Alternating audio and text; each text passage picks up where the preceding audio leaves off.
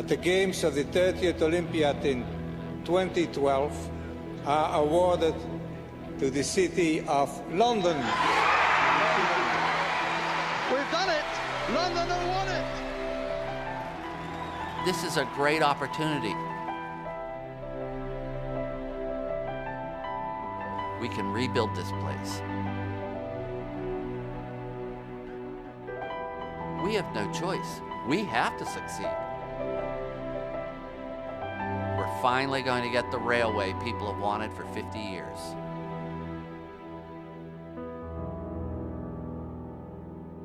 I don't think it's a question of just dressing things up for 2012, but I do think that, you never really clean your house till you're going to throw a party. And the advantage of that Olympics is it forces us to get the work done.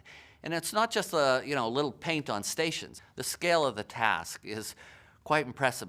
Almost every single station rebuilt, every single station, many of them dramatically, with lifts put in on many of them so that 25% of our network will be step-free by then. We're talking about a new signal system for the Jubilee line. On the Northern line, our worst performing line so far, our most complex line, new signals. We're talking about delivering the Victoria line, new trains. It's going to be a completely new railway. It's every 2 minutes, another train, another train, another train. So people no longer feel that I've got to jump on and squeeze on this train because I don't know when I'll see another. They'll be absolutely certain that another train's on its way because this service won't disappoint. I mean, if you think about it, it's an amount of change in those years beyond anything that's been seen in the last 75 years on this network. London won't recognize this place as a truly new underground until we rebuild the subsurface lines. And you're not going to see that, the new signal systems, until the really 2013, 2015, 16. Well, that work's beyond the Olympics. And yet, it's the work we do right now that will make it possible. People don't believe this place will be rebuilt, but I promise you it will. People said the same thing about New York, and New York was having one derailment a day. We've never sunk to those depths. I'm telling you, when we get in these new signal systems, we get these new trains, we will absolutely make this place dance.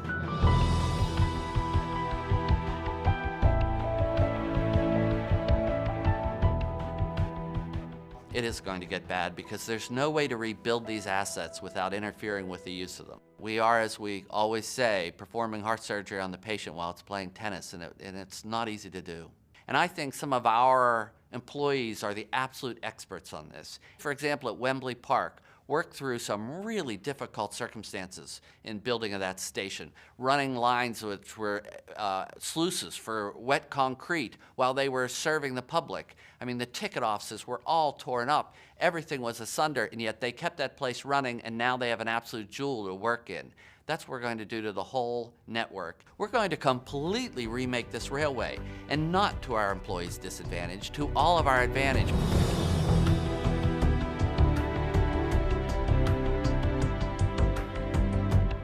The hardest challenge will be for us to come together, management, trade unions, all employees, and show the flexibility that will be required to pull this off, recognizing that it's not about one side winning and the other side losing, but it's about a new way of engaging with each other.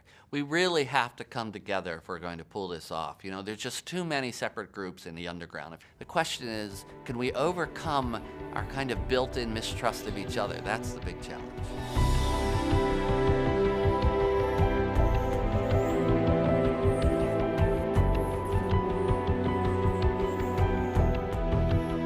Customers need us now more than ever. It'll be when we have new signal systems, new trains, and everything's working perfectly, quite frankly, the customers will be fine most of the time. But right now, we've got to get them through this, and the way we do it is by sharing information, making sure they understand what they face. You can constantly beat people down if you're disappointing them. And as we close this network to rebuild it, you can see the frustration that will be there. But there's no two ways about it. The challenge to take care of these people through this disruption gets greater still. It's about recognizing these are extraordinary pressures. It's just this constant, thoughtful approach, using our experience and helping the people get through this disruption.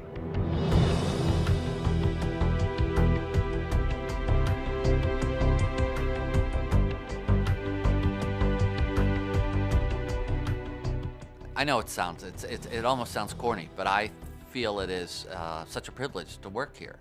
I think if you've been here maybe all your life, you think, oh, the underground, and you don't realize what you have here. Other cities would kill for this system. It is one of the great jewels of the world. Yes, it's been neglected, but we're going to rebuild it. People feel an intense pride working for the underground, and it's just about releasing that. I have the best staff on any metro system of the world.